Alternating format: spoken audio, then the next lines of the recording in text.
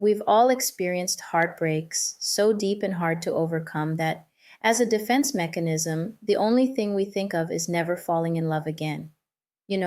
Those relationships that can turn men into real jerks and women into calculating manipulators. Okay, I'm exaggerating a bit. Not all men become heartbreakers, and not all women become fatal seductresses after a painful breakup. But still, apart from the lucky ones who married their first loves, most of us have gone through that gut wrenching split that either hardened our hearts or made us lose hope in love. Personally, I haven't lost hope in love, but it took me 9 years to get over my own painful breakup, 9 long years that flew by without me noticing. When people asked me why I was single, I would say it was because I hadn't found the right person. In reality, I wasn't mentally ready to find that person. My heart was still holding on to my ex. I was in love with him for 16 years. It sounds crazy to think that out of those 16 years, I spent 9 holding on, consciously and unconsciously, to a love that wasn't meant to last. That relationship was so ingrained in me that when it ended, all my past insecurities about my self-worth and how others saw me came rushing back. But I wasn't a teenager anymore. I was now a 26-year-old woman who had to learn to love herself beyond her boyfriend's gaze. And given the circumstances of our breakup, it wasn't easy. Episode 10, I'm not sure I love you enough for you to be the woman of my life.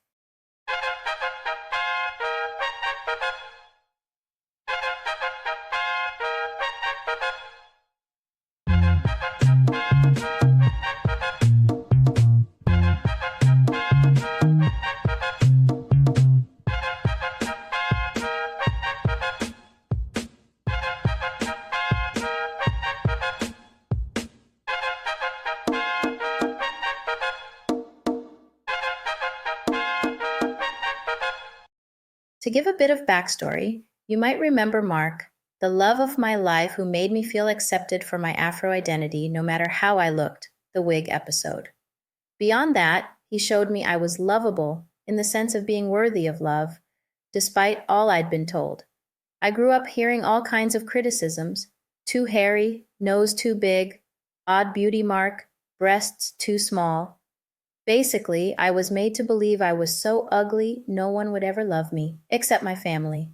Even my nickname back then was a reference to my supposed unattractiveness.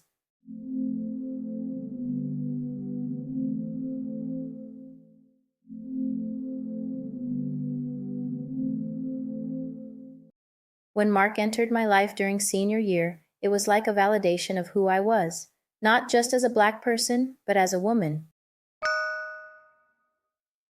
He was my first boyfriend. I had been so insecure that I made people think I'd had boyfriends before, but it wasn't true. With Mark, I experienced many things for the first time, hanging out with friends, going to clubs. I was 19, and it felt like I was catching up on what everyone else had already lived. Mark became my third pillar, after my mother and sister, the first and only boyfriend I introduced to my mom. Our relationship lasted 7 years, and at the time, I couldn't imagine marrying anyone but him. I was completely in love with Mark.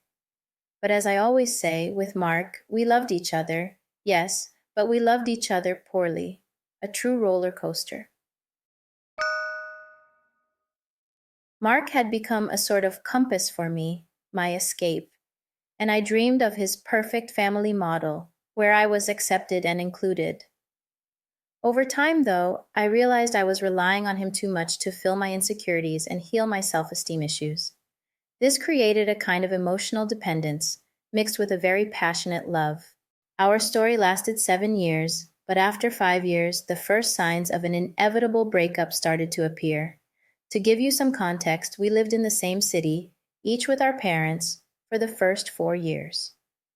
During that time, we broke up 2 or 3 times, with 1 or 2 real separations, but they never lasted more than 6 months.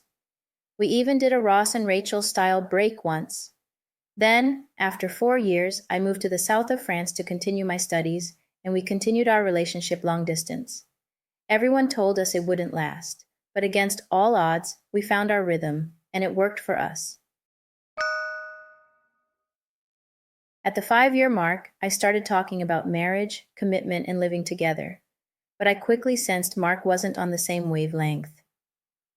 I'd always seen Mark and myself as rebels, not following society's standard visions. While I was the type to question norms in achieving my dreams, I still held very traditional views on relationships and marriage. For me, after 5 years together, it was time to take the next step. Move in together, get married, have kids. But Mark saw things differently. For him, we were fine as we were. He was reluctant to commit further, even as our friends were already taking that step. Rather than push him, I set aside my own desires, convincing myself that, in some way, he was right. A year before our breakup, I got pregnant and we decided on an abortion.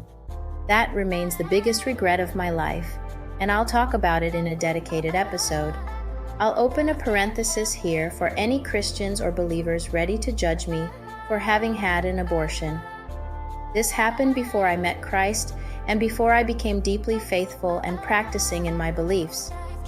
I'll close the parenthesis. This event shook both of us deeply, but not in the same way. Later that year, I left for a 3-month internship in London. Mark joined me, and for the first time, we lived together 24/7 for 3 months. I was thrilled, convinced that this experience would make him want to commit more once we returned to France. But as they say, man proposes, God disposes. Another event occurred during our time in London, and as this incident will be the subject of another episode, let's just say it weakened us. Still, we returned home as a couple, but each to our own place. Me in the south of France, him with his parents. 2 months after our return from London, I noticed a change in the dynamic between Mark and me. But I thought it was just a rough patch. After all, in 7 years, we'd been through so much, and we'd always managed to overcome it. For me, it was obvious we'd end up together, especially after my pregnancy the previous year, which I turned into a symbol of our future together in my mind. I couldn't imagine falling in love, marrying, or starting a family with anyone but Mark. What I didn't know was that Mark didn't share the same thoughts.